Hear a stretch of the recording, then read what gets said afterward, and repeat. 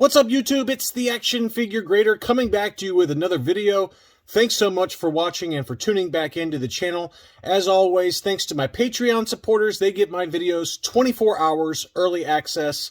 Patreon.com/actionfiguregrader is where you can go to sign up. And boy, do we have a really nice batch of loose graded vintage Star Wars action figures. This one right here. This Luke Stormtrooper sold at auction. It was an uncirculated 90. Stick around for the end of the video. The price was jaw-dropping. Oh my goodness. I could not believe the final sales price on this. But let's go ahead and dig right in. I could not believe some of the prices. Some of them were actually really good deals, including this one. This one was a UKG 85% Darth Vader with a lettered saber hilt. And I like the fact that UKG and CAS put on the label what the letter is on the saber. I've talked to a few of you, and a few of you are going for like every lettered saber hilt combination for Darth Vader or for Luke, and it's just mind-blowing how many there are. There are a lot of them, and I've seen a couple of collections that were sent to me privately where I could not believe how many they had. I thought my 22 loose graded Darth Vaders were a lot, and they are nothing compared to some of what you guys have. But this one was an eye on the saber hilt, graded UKG 85%, 85, 90, 85 were the subscores. Brand new case style. That one sold for $205 US or 165 pounds plus shipping. That was a pretty figure. I like that one a lot. This was another nice one. This was from a seller I've never dealt with before, Treasures from the Attic. And this seller had a number of really nice figures. This was the dark brown chocolate hair Luke Farm Boy. This is the Hong Kong country of origin. This is one I don't have. I want to get this one at some point. This one was graded an overall 80 by UKG. That one sold for 260 pounds in an auction, which is 323 US dollars. That's a number I'd pay all day long. That's a nice color to the hair there. You can see the obvious eyebrow wear and a little bit of pinkish hue to the limbs on this Farm Boy. So by no means perfect, but pretty appropriately graded if you ask me. Probably like an 80 grade with a 75 subscore for the paint, which is about right. Next up, this same seller also had an olive-haired UKG 85% Farm Boy. This is the famous No COO with the brown hair. This would appear on like Palatoys or Tri-Logo card backs. 85.80 were the subscores on that one. And that one I thought was a great buy. 205 pounds, which is 255 US dollars. That is a fantastic price for a very tough to find variant. I mean, it's not super tough. I do agree that this one should probably sell for a little bit more if the grade was the same. But this was a UKG 80, while this was an 85%. So I was a little surprised this one didn't go closer to like 300 pounds.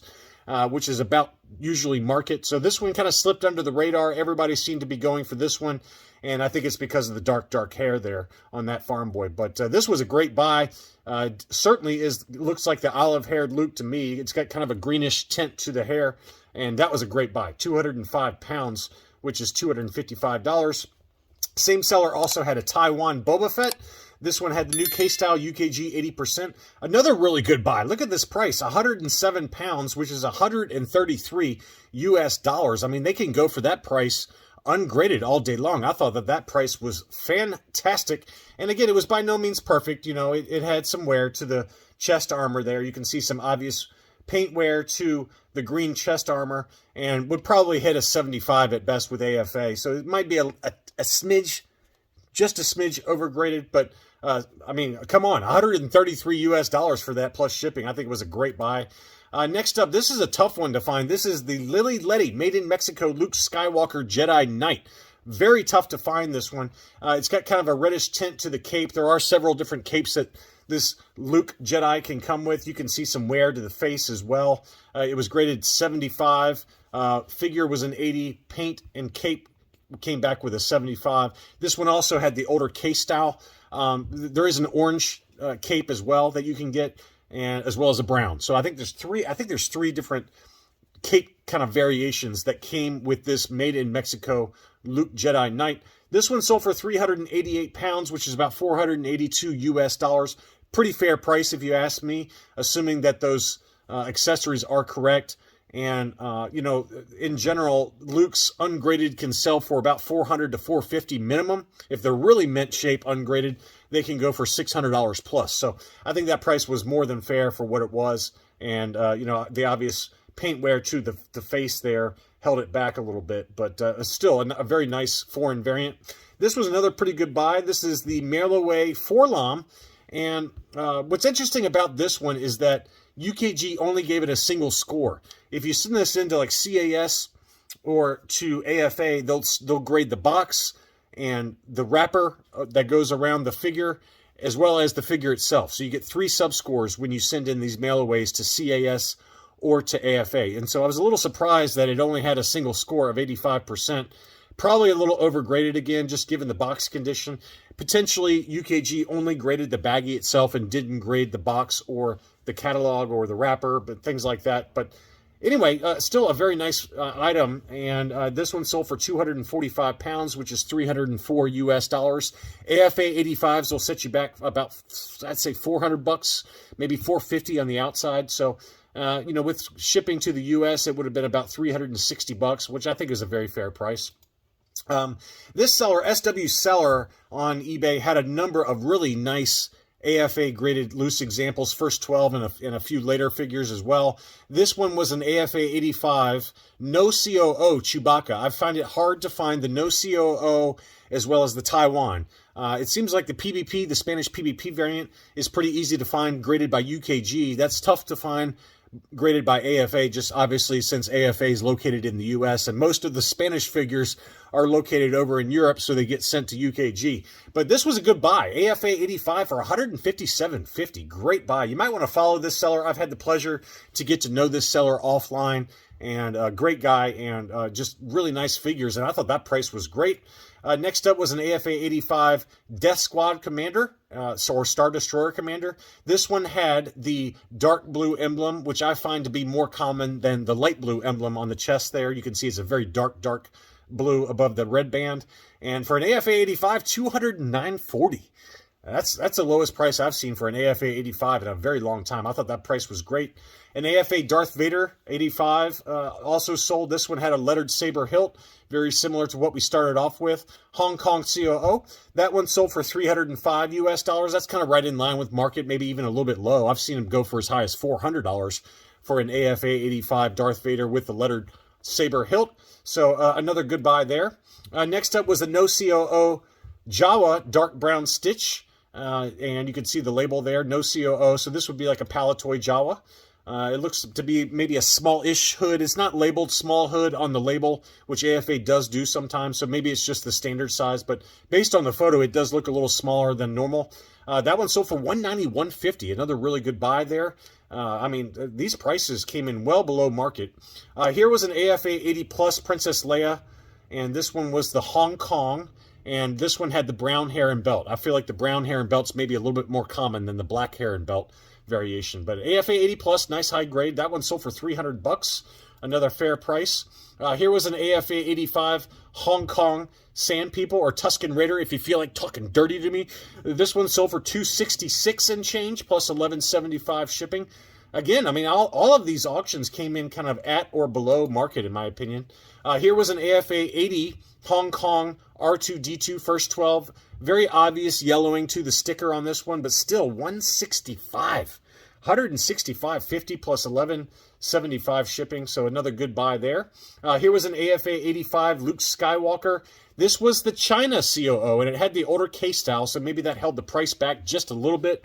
$444 on this one. To me, that's a price I'd pay all day long for the China COO.